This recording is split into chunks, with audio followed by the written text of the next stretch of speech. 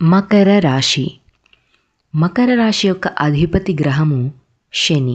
దీనిలో ఉండే నక్షత్రాలు ఉత్తరాషాఢ 2, 3, 4 పాదాలు, శ్రవణ నక్షత్రం 4 పాదాలు, ధనిష్ట నక్షత్రం 1, 2 పాదాలు. తత్వము భూతత్వము. పురుషార్థంలో ఇది అర్ధము. ఇది చరరాశి, స్త్రీలింగము, వాతదోషం కలిగినది, తమోగుణం కలిగినది, దక్షిణ దిశ, వర్ణము వైశ్యవర్ణము. మకర రాశిలో పుట్టిన వారు కష్టజీవులుగా ఉంటారు. వినయం విధేయత కలిగి ఉంటారు. సిన్సియారిటీ ఉంటుంది. సేవ చేయాలి అనే సద్భావన ఉంటుంది. సాంప్రదాయాలను పాటిస్తారు. చక్కగా మాట్లాడతారు. జాగ్రత్తగా ఉంటారు. దృఢ సంకల్పం కలిగి ఉంటారు. ప్రాపంచికమైన మరియు ఆధ్యాత్మికమైన 2 విషయాల్లోనూ వీళ్ళు ఉన్నతిని సాధించగలుగుతారు. వీళ్ళు చాలా మెచ్యూరిటీ కలవారై ఉంటారు. పురాతన విషయాల గురించి రీసెర్చ్ చేసేవారై ఉంటారు. వీరు రహస్యాలను దాచగలరు.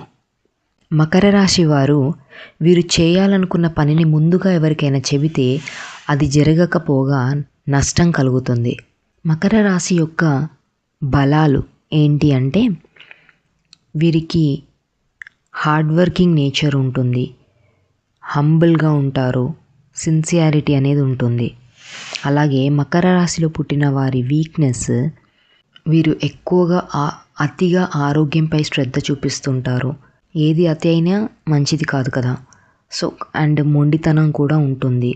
మకర రాశికి సంబంధించిన విద్యా వృత్తులు ఏమిటంటే ఫ్యాషన్ డిజైనింగ్ రిలేటెడ్, వ్యవసాయము, psychology related, human resource management, cement, oil, iron related, hardware products related, forest department సంబంధించి, కన్స్ట్రక్షన్ ఫీల్డ్ సంబంధించి, ఫర్నిచర్స్కి సంబంధించి ఇలాంటివి మకర రాశి వారికి కలిసి వస్తాయి.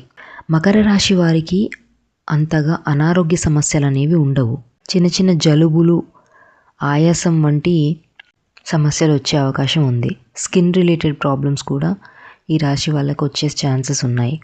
అండ్ డైజెస్టివ్ సిస్టమ్ రిలేటెడ్ అంటే జీర్ణ వ్యవస్థకు సంబంధించిన సమస్యలు కూడా ఉంటాయి.